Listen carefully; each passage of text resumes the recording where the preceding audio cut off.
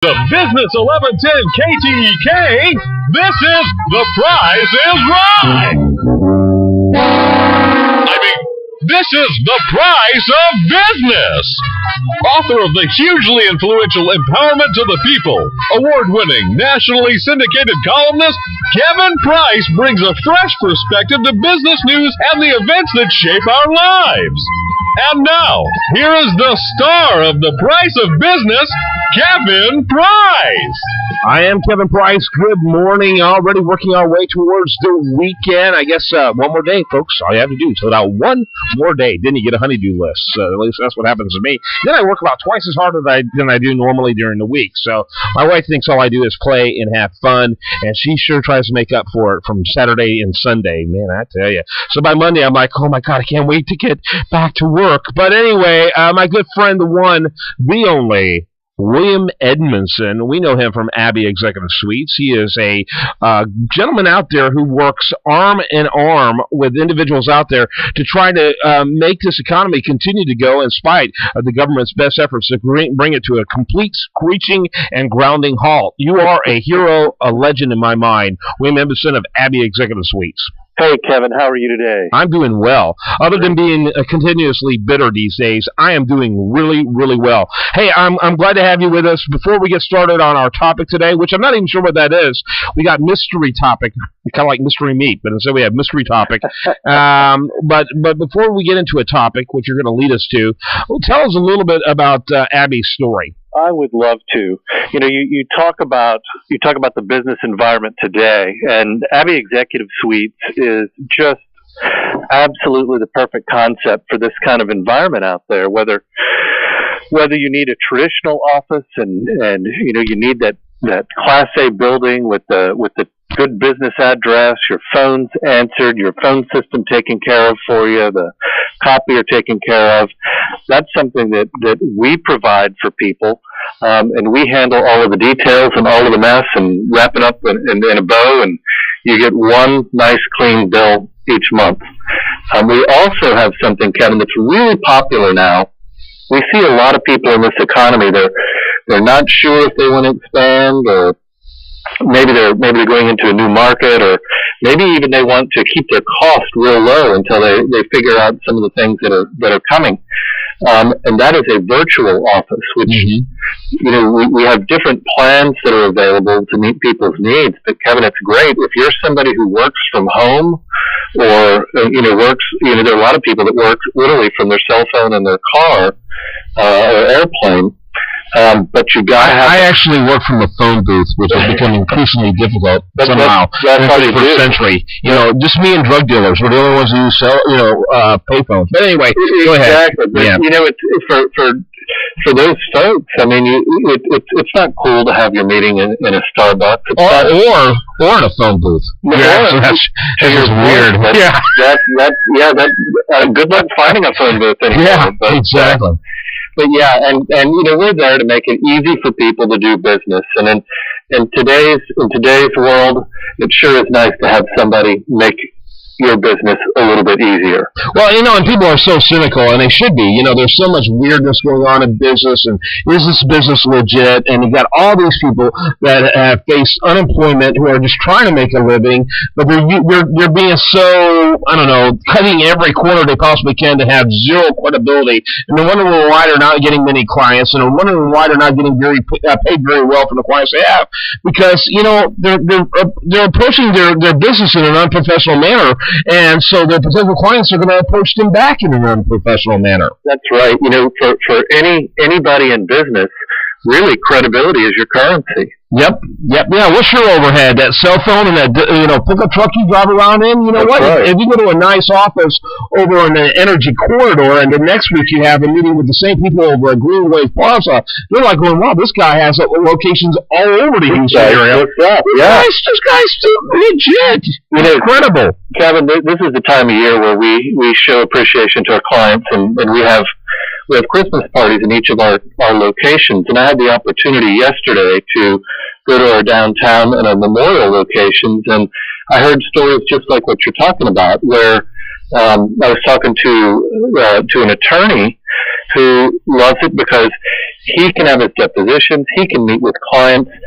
Literally, he has 16 Houston offices by being a part of Abby. Whether he's got a meeting, he told me that he'd had a meeting not too long ago in the Woodlands. Then I know a location that you like, Kevin, is our energy corridor location. Yeah, that's a cool location.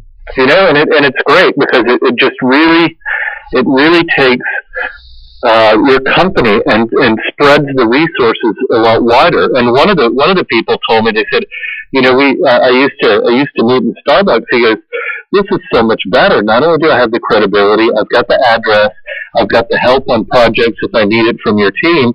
He goes, but you include Starbucks. So I'm still able to have that Starbucks and get all of my work done and have the professional appearance, and it really helps the credibility of my company out. Yeah, no question about it. I can vouch for that. By the way, my actual location, I do meetings, quite a few actually, over there at that energy corridor, but my actual location is over there in the Galleria area. And I'm telling you, I got one of the most prestigious addresses in the Houston market. Absolutely. I love it. I'm a show-off.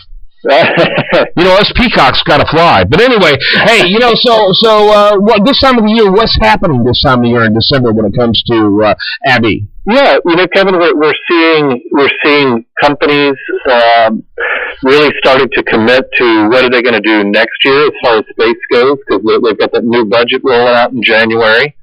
I know our West Chase location has several deals that are going to start in January, where people will actually be opening a Houston office or taking more space. We're starting to see a lot of people in the financial sector gearing up for tax season, and we've talked about it on the show before, but one of the great things about Abby is you've got that flexibility. So during tax season, you can have as many offices as you need, but when tax season is over, after people have filed, you can contract, and we have flexible plans, and we can work with you on that. All right. His name, William Edmundson. The company, Abby Executive Suites. I'm a client, which is why I like to talk to you about it. But what we like are your stories. We're looking forward to future stories in 2013. I almost said 2012. I'm usually a whole decade behind, so a year's not too bad. But, I love your stories of people who are really leveraging what you do to help take your business to the next level. All right. Again, Abby, abby.com, or email Abby at abby.com, or give them a call at. You can give us a call toll free at 888-785-7800. That's 888-785-7800. And tell them you heard about us on The Price of Business. You need that. Not the Duke of Earl, The Price of Business. All right, we got coming up next, the one and only Taxman Bob. You mentioned William tax season. Well, we got Taxman Bob Lozer already in the house. He's going to talk about what you need to do to stay in good stead for the rest of this year and going into 2013, right here on The Price of Business.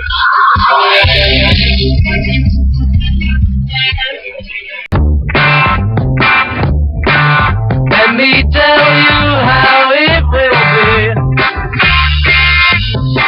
Welcome back to The Price of Business. I'm your host, Kevin Price, talking to you about you and your business. You know that means he's here. The one and only Taxman Bob Lozer is in the house. And he's going to keep you out of trouble. He's going to help all of us understand what's happening in the most wonderful time of the year. There's a lot that happens in December when it comes to people and their money, because it is the end of the year. Yet we have less time in December than any time of the year to deal with it seems like. But welcome, Bob Lozer. Hello, I have enough trouble keeping myself out of trouble, let alone everyone else. There you go. There you put a bump. That's another sound I'd like us to add is drums. I don't know how we're going to time that, but we're going to have to figure out how to do that. But let me ask you, in December already, are we in the second week? No, we're first week. Thank God. So what should people be thinking about? In 30 days they'll be in a new year. We go through our checklist first off of individuals. We don't know what is on the horizon with the fiscal cliff and the new tax rates, and whether everybody stays the same, which I hate to tell people out there, even in that large group called the middle class, but you will pay $25,000 to $3,000 more next year if everything quote unquote is status quo with certain things that may be lost. You mean if we go over the cliff? If we go over the cliff, or if they just again maintain the middle class tax rates, you're going to lose out possibly on the 2% of Social Security that was reduced from employees' pay the past 2 years. That may change in particular. But some of the things that you need to think about between now and December 31st: cleaning the garage out, cleaning the closets out, giving to Goodwill, Purple Heart, etc. Not that again, it's your choice, but in doing so, you have to maintain a value, what we call a thrift shop fair market value. Not what you bought a pair of pants for, or bought a sweater for, or bought a suit for, but what the quote-unquote thrift shop going rate is. So, and if you don't know what that is, it's real simple. Go to a thrift store. Just walk in and say, hey, I've got 4 suits from XYZ. How much do you think they're worth? And they'll give you a ballpark saying maybe $15 to $25 or $20 to $40. Wow, I haven't seen a leisure suit since 1982. That's right. That's the first aspect. The second aspect of deductions is your property taxes. Property taxes in the state of Texas are not due until January 31st. And people always say, well, that's great because then I don't have to pay them until then. But you don't get the deduction if you pay them on January 31st until January 31st of 2013, which means you don't get the benefit until April of 2014. Right. And with a fiscal cliff, you might want that benefit today. Right. So in any event, if you want to accelerate the deduction, make sure that the check is in the mail by December 31st or December 30th so that you can plan ahead. You'll get the deduction. The last bit as to deductions for most individuals is, and we've talked about this the past couple of years, is the mortgage deduction. Right. When you make your payment on December 1st for your mortgage payment, which everyone did late last week, early this week, you are paying interest through November 30th, not for in advance the month of December. Which means if you take the January 1st payment and pay it on the 28th or 29th of December and take it to wherever you have your mortgage, whether GE or Bank of America or whatever the case may be, hand it to them and get a receipt for it, you've now got 13 months worth of interest this year, 2013, or 12, in deductions, rather than moving that last payment, which would be January 1st, to, again, 2013, and a deduction that is deferred to next year. So let me ask you then about the annual minimum tax, because I was reading that as we go over the fiscal cliff, if you make $33,000 a year as an individual, you could find yourself subject to that tax, which that shocked me. Correct, but it's still, I'd say a rate of 5 to 10%. It's going to increase certain people, and we've talked about this as a profession. If you've got a retired couple, an elderly couple that is just living off of dividends, interest, capital gains, and maybe some retirement, for the most part, the last couple years, the first $100,000 worth of long-term capital gains and dividends were tax-free. Meaning, if that's all you had except for your pension or Social Security and pension may be the only things would be taxed, and they would be taxed at 10-15%. Now what will happen is, if this fiscal cliff goes over and we are taxed dividend rate on regular income tax rates, and capital gains go from 15% to maybe 22, 24, 28%, all right, all of a sudden these elderly may pay $8,000 to $10,000 more in taxes than they did last year. Yeah. All right, they're not talking about that. All right, and who's pushing those elderly over the cliff as they were pushing towards the election in November? It's certainly not the GOP.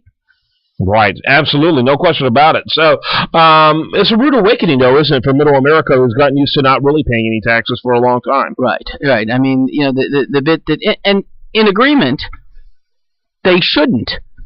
But at the same token, nobody's talking about what's going to happen if we're pushed into 2013 without these safety nets. Where are these people going to be? They talk about the rich. Oh, the rich are going to get hit. No, everyone's going to get hit, and going to get hit hard. The last bit of, I think, savings or review is in the capital gains, particularly those that have portfolio accounts. Not IRAs, not pension accounts, but portfolio accounts in their individual names. They have to look at the long-term capital gains that they have taken this year and that are still sitting on the table in their portfolio. Yeah. Again, I've got a range of clients that have total asset value of $100,000 in a mutual fund account or whatever, to clients that have $4 or $5 million. Yeah. And each are concerned, because the concern is, even for the smaller account, let's say they have $20,000 worth of capital gains, all right, that they haven't taken yet. If they don't take them until next year, that tax rate may go from 15 to 25%. That's a 10% increase. So if they have $20,000 worth of gains, let's say they have $20,000 worth of gains. Yeah. 10% is $2,000 worth of increase in tax. Wow. Right, on the same amount. So we're telling a lot of clients, evaluate it, see where you want to be. If you want to take those gains, take them.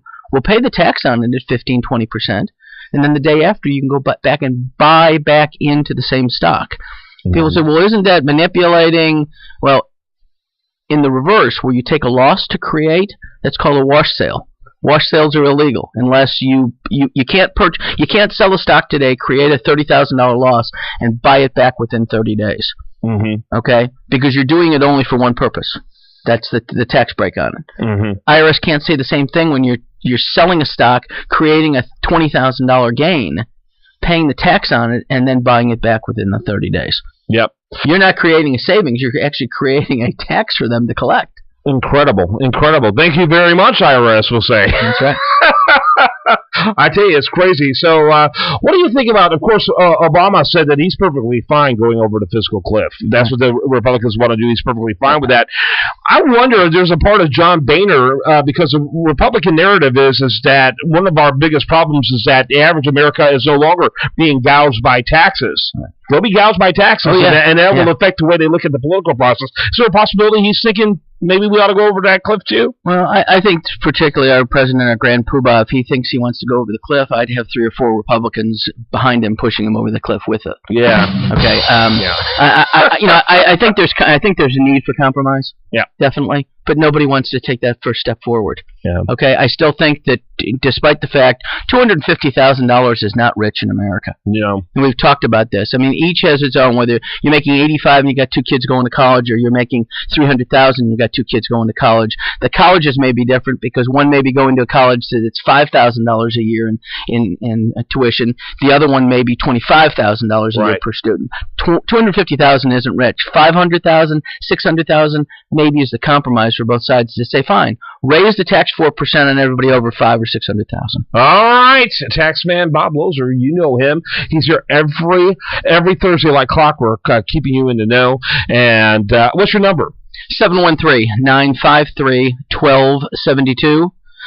That's 713-953-1272. Yeah, good article over at U.S. Daily Review. I mentioned, it mentions, in fact, Taxman Bob.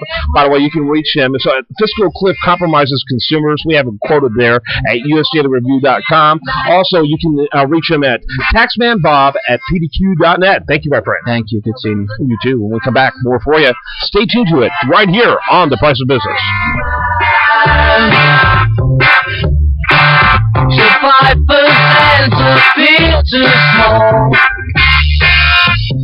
We want you to know that the old methods to get new clients do not work.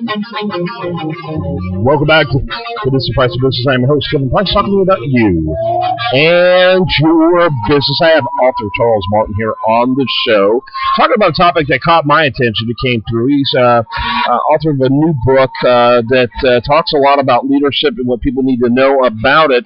And he made an article for us, in fact, over there at usdailyreview.com, our sister news site. If you go over there, you can see it. What powerful men can learn from the Petraeus scandal. Very interesting. Charles, welcome to the program.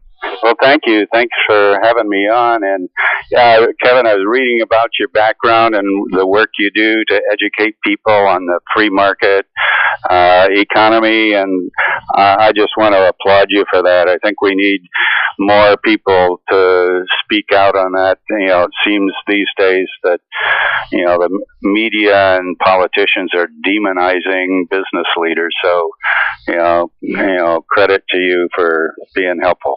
Well, I appreciate that. Thank you very much. I often feel like Don Quixote these days, but I want to keep chasing those windmills as long as God lets me get on a horse. So I appreciate that. Charles, loved your article, by the way, over at usdailyreview.com. People need to go check it out this morning. I tell you, there was a lot to learn, and I really appreciate you you not taking this kind of dismissive that this is, you didn't even talk about, the strange narrative that's going on out there that somehow Petraeus shouldn't even be held by these arcane standards. You know what? We need to have standards when it comes to our leadership. And if they can't make those kind of judgment calls when it comes to their personal life, how do you expect them to make good judgment calls when it comes to protecting America's intelligence community? Absolutely.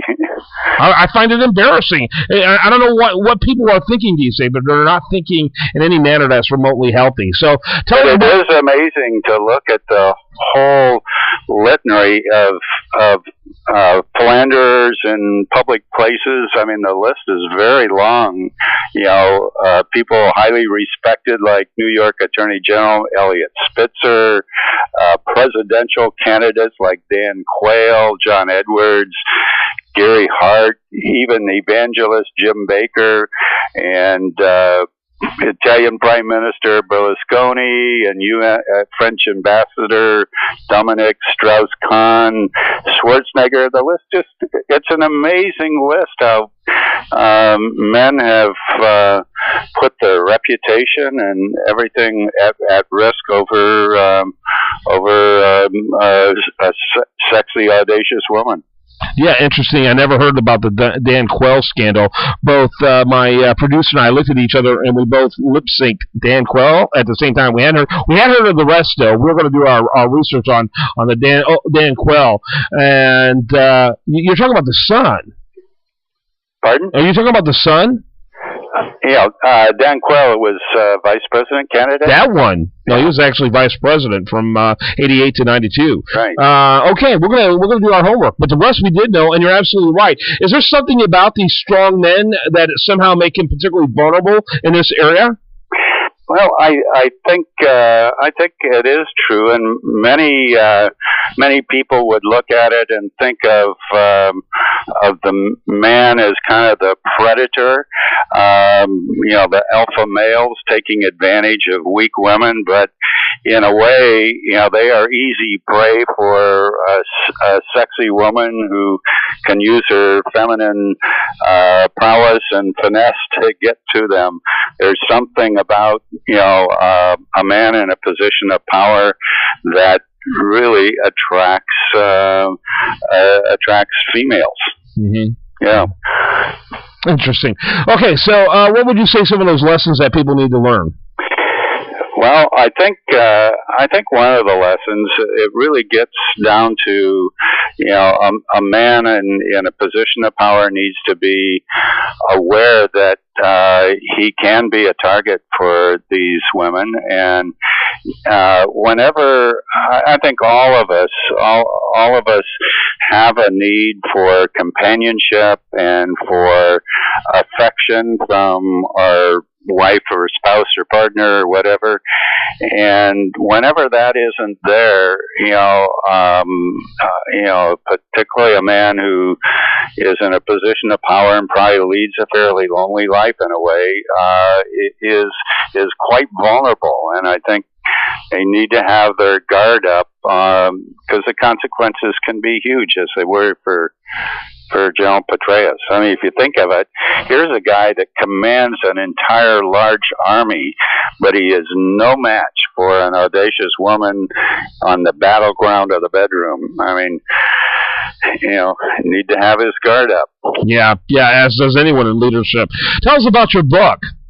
Okay, well, the book is a novel that really looks at the contest of wills between men and women. It does this through the experience of a young, very intelligent Russian orphan girl as she encounters alpha males. And it really kind of tongue-in-cheek in a way, but through a adventurous story, looks at the power that women have over men. Okay, very interesting. And boy, does this speak real today. Yes. Yeah, no question about it. So what inspired you to write it? Well, it was just kind of a brainstorm. I think the whole issue of that part of the human experience where men want their way with women, women want their way with men. There's an age-old contest there that's been going on since the beginning of time, and it's a fascinating aspect of the human experience, and I love writing about it. So, the brainstorm came over me, and I started. It just took on a life of its own. I've written a lot for business purposes, but this is my first novel. Yeah, very good, very good. I want to encourage people to get more information about it. You got a website people can check out? Yes, the website is provocateurbook.com. Don't go to Provocateur. That's a ladies' lingerie site. On the other hand, you might want to go there. But anyway. The novel Provocateur is the name, and it is widely available on Amazon, Barnes & Noble, independent stores in both print and ebook form. But there's a lot of interesting stuff on the provocateurbook.com website also. A lot of background information that should be very interesting to readers. Deals with these issues and background on the writing of the book. Hey, Charles Martin, thanks so much for being with us. Okay. Yeah, very interesting. People ought to check that out. But today, also, go over there to usdailyreview.com. Check out that article about lessons that Mr. Petraeus can learn, and fun book idea as well. People kind of need to understand some of this stuff. All right, I am your host, Kevin Price. When we come back, we're going to have much, much more for you. If you want to remind you, the show continues 24/7 over at priceofbusiness.com. While you're there, like it on Facebook, follow it on Twitter.